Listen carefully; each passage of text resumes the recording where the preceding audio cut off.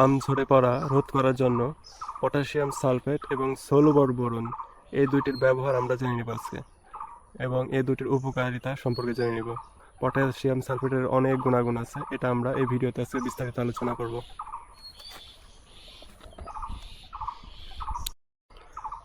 প্রথমে আমরা পটাশিয়াম সালফেটটাকে সেটা দেখে নেব।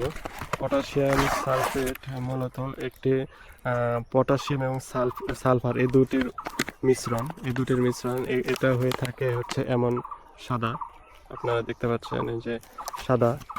আমরা দেখি এই যে এটা হচ্ছে সাদা, অনেকে সাদা পটাশ বলেও চেনে। এটা স্প্রে করার জন্য পটাশটা ব্যবহার করা হয়ে থাকে। তো আমরা প্যাকেটটি আগেই কেটে নিয়েছি দেখানোর সুবিধার জন্য। যে কোনো ব্র্যান্ডের পটাশ নিলেই হবে। এখানে আমি একটি ব্র্যান্ডের পটাশের প্যাকেট নিয়েছি। তো আমরা আজকে জেনে নিব এই পটাশিয়াম সালফেট এটার উপকারিতা। আমরা জানি যে আমাদের গাছে যখন আম বড় হয় তখন এটা ব্যবহার করলে আম ঝরে পড়া অনেকাংশে রোধ পায়। আম অনেক সময় পচন ধরে, সেই পচন ধরাও এটার কারণে রোধ পায়। আবার ছত্রাকনাশক দিলেও পচন রোধ পায়। ফসলের যেমন আকার ছোট থাকে তখন এটি ব্যবহার করলে এটা আকারে বড় হয়, ওজন বাড়ে এবং রং সুন্দর হয়, এবং আমের স্বাদ মিষ্টি বাড়ানোর জন্য এটি ব্যবহার করা যায়। যখন পাকে তখন এটা অনেক সুস্বাদু লাগে, গাছের রোগ প্রতিরোধ ক্ষমতা বাড়ে, এবং যখন আবার আম গাছে মুকুল আসে তখন এটা ব্যবহার করা যায়। আম গাছে মুকুল আসলে এটি ব্যবহার করলে মুকুলগুলো ভালো টিকে। আবার আম যখন ছোট আকৃতি থাকে তখনও দেওয়া যায়, আম একটু বড় হলে তখনও দেওয়া যায়, এতে আম ঝরে পড়া বন্ধ হয়। এটির পরিমাণটা জেনে নিব আমরা, ব্যবহারের পরিমাণ। এটির ব্যবহার পরিমাণ প্রতি লিটার পানিতে 3 গ্রাম। এটা কম তাপমাত্রায় স্প্রে করতে হবে, হয়তো সকালে নয়তো সন্ধ্যার আগে শেষ বিকেলে।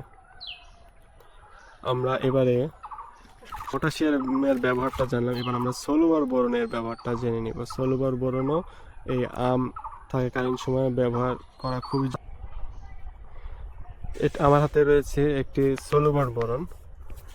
এটি কোন কোম্পানি এটা দেখতে পাচ্ছেন। আপনারা যে কোনো কোম্পানির সলুবর বোরন ব্যবহার করতে পারেন। আছে সলুবর বোরনটা আসলে কি, আমরা এটা কেটে রেখেছি আগে, এটা দেখাই।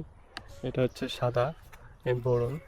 এটি ফলে স্প্রে করা যায়, ফল গাছে আপনার, এবং ফল ফুল বিভিন্ন গাছে স্প্রে করা যায়। তবে আমের সময় এটি অনেক গুরুত্বপূর্ণ ভূমিকা রাখে আম গাছের জন্য।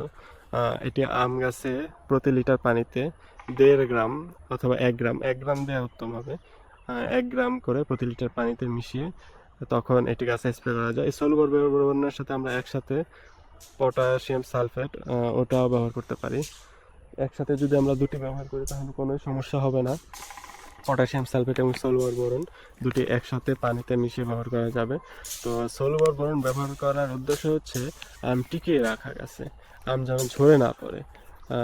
আম অনেক সময় দেখা যায় আম গাছটিতে প্রচুর আম ধরলে তখন আমগুলো ঝরে পড়ে, তাই আমরা আম টিকানোর জন্য এটি ব্যবহার করি। যেমন আমার এপাশে আমি আম গাছগুলোতে দেখি আম ধরেছে।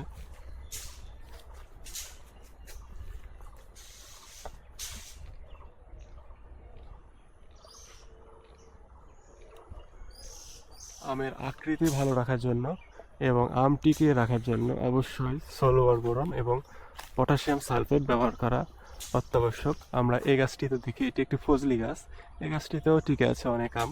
ফজলি গাছের আমগুলো সাধারণত থাকে পাতার নিচে, এই জন্য এগুলো দেখা যায় খুবই কম। তারপরে আমরা একটু দেখার চেষ্টা করব।